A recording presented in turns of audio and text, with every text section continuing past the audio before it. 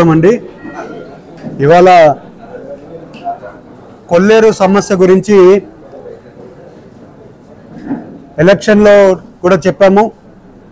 ఇప్పుడు కొల్లేరు సమస్య గురించి హైకోర్టు ఆర్డర్ రావడం వల్ల కొల్లేరు అధికారులంతా కూడా కొంచెం దాన్ని కొట్టడం జరుగుతుంది. నేను సెంట్రల్ మినిస్టర్ గారిని కూడా కలిసి అలాగే హైకోర్టులో మన లాయర్ని కూడా పెడదామని మన అంతా కూడా ఢిల్లీలో డిస్కషన్ చేశాము. కొల్లేరు గ్రామ అక్కడ ఉండే ప్రజలు కూడా వచ్చారు, నాయకులు వచ్చి ఎలా చేయాలని అంతా కూడా మాట్లాడాము. మాట్లాడినాక అప్పీల్కి వేస్తే బాగుంటుందని అనుకున్నాము. అప్పీల్కి వెళ్తే మళ్ళీ ప్రాబ్లం అవుతుంది, గవర్నమెంట్ తరపునే పిటిషన్ మళ్ళీ వేయాలని అనుకుంటున్నాము.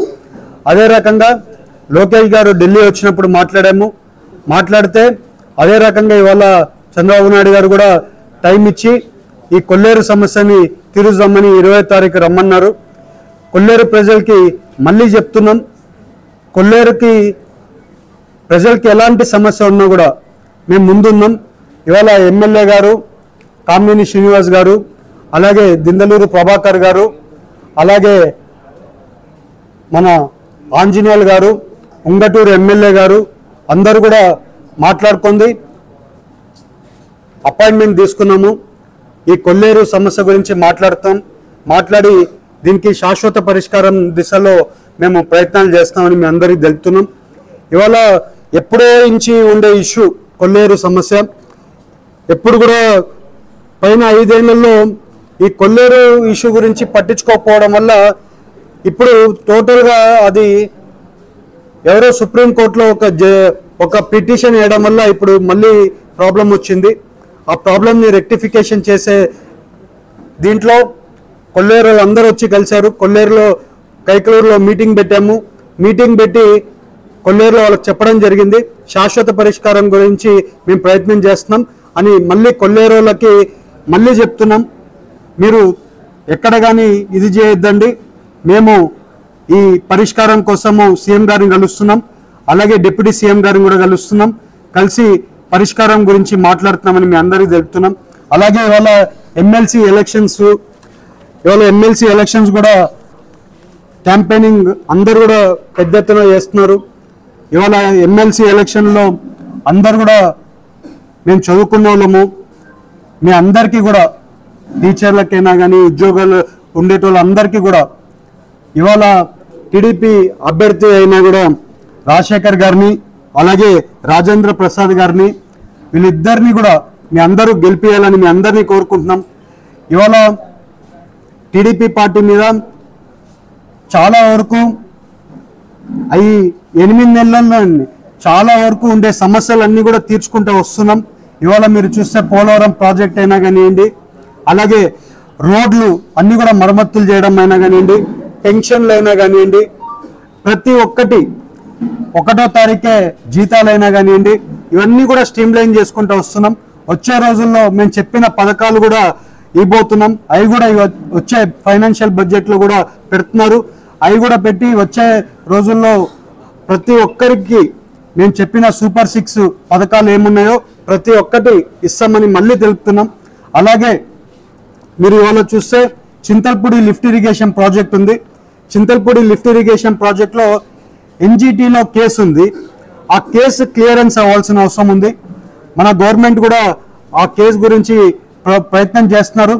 ఆ కేసు ఇమీడియట్గా సాల్వ్ అయిన తక్షణమే చింతల్పూడి లిఫ్ట్ ఇరిగేషన్ ప్రాజెక్టుల పనులు కూడా స్టార్ట్ అవుతాయని మేము అందరికీ తెలుపుతున్నాం. ఇవాళ ఆ ఒక్క కేసు వల్ల ప్రాజెక్ట్ ఆగిపోయి ఉంది. ఆ ఎన్జిటిలో ఉండే కేసు గురించి మళ్ళీ లాయర్స్తో అంతా కూడా మళ్ళీ మొన్న కూడా డిస్కషన్ చేశాము. ఢిల్లీలో కూడా వాళ్ళందరితో కూర్చొని మాట్లాడి ఆ ఎన్జిటి కేసుని ఇమ్మీడియట్గా ఫాస్ట్గా రెక్టిఫికేషన్ చేసేట్లు, కొంచెం ఫాస్ట్గా కోర్టులో కూడా అది తొందరగా పోయేట్లు కూడా మాట్లాడాము. అలాగే ఇరిగేషన్ మినిస్టర్ గారు కూడా దాన్ని ఫాలోఅప్ చేస్తున్నారు, కంటిన్యూస్గా ఫాలోఅప్ చేసి ఆ ప్రాజెక్ట్ కూడా స్ట్రీమ్ లైన్లో తీసుకొని వచ్చేదానికి పనులు చేస్తున్నాము. అలాగే ఇవాళ మీరు చూస్తే మన పార్లమెంట్లో పైనసారి మీ అందరికి చెప్పినట్లు బరియల్ గ్రౌండ్స్ గురించి సిఎస్ఆర్ యాక్టివిటీలో బరియల్ గ్రౌండ్స్ గురించి చేస్తామని చెప్పాం. వచ్చే ఈ ఎలక్షన్ కోడ్ అయిపోయిన ఒక నెల నుంచి కొన్ని చింతల్పూడి దగ్గర బరియల్ గ్రౌండ్స్ స్టార్ట్ చేస్తాం. అలాగే చాలా వరకు అన్ని కాన్స్టిట్యున్సీలో ఉండే బరియల్ గ్రౌండ్స్ అన్ని కూడా కొత్త బరియల్ గ్రౌండ్స్, కొన్ని పక్క షెడ్స్ లేకపోతే షెడ్స్, ఇవన్నీ కూడా చేయడానికి అన్ని కూడా సిఎస్ఆర్ యాక్టివిటీల్లో ఒక 4 కోట్ల వరకు అప్పుడే కేటాయించారు సిఎస్ఆర్లో. ఆ ఫండ్స్ కూడా వచ్చి మనం బరియల్ గ్రౌండ్స్ పనులు కూడా స్టార్ట్ చేయబోతున్నాం, మేము అందరికీ తెలుపుతున్నాం. అలాగే ఏలూరు హాస్పిటల్ ఉంది, చాలాసార్లు చెప్పాం సిఎస్ఆర్ యాక్టివిటీల్లో ఏలూరు హాస్పిటల్ని మోడర్నైజ్ చేస్తాము, దానికి కావాల్సిన ఎక్విప్మెంట్స్ అన్ని కూడా తీసుకొని వచ్చి చేస్తామని చెప్పాం.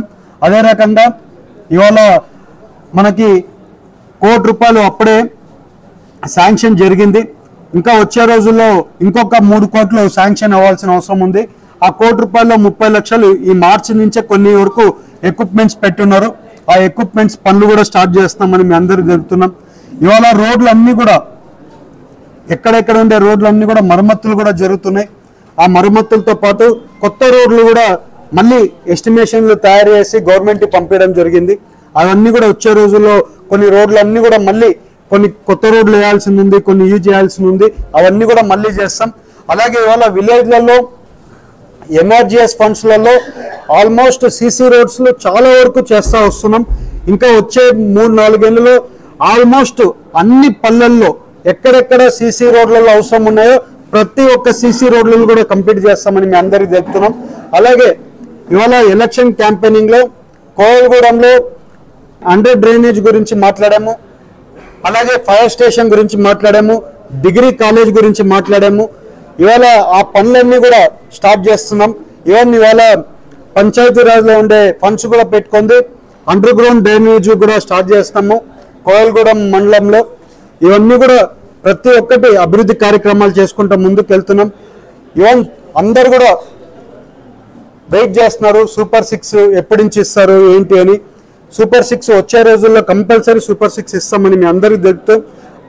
మళ్ళీ పోలవరం ప్రాజెక్టు పనులు ఫాస్ట్గా జరుగుతున్నాయి. పోలవరం ప్రాజెక్టు పనులు వచ్చే 2 ఏళ్లలోనే కంప్లీట్ చేసి వాటర్ స్టోరేజ్ చేసి కంపల్సరీ లెఫ్ట్ మెయిన్ కెనాల్కి రైట్ మెయిన్ బ్రాంచ్ కెనాల్కి గ్రావిటీ మీద వాటర్ ఇస్తామని మీ అందరికీ తెలుపుతూ అందరికి కూడా నమస్కారాలు.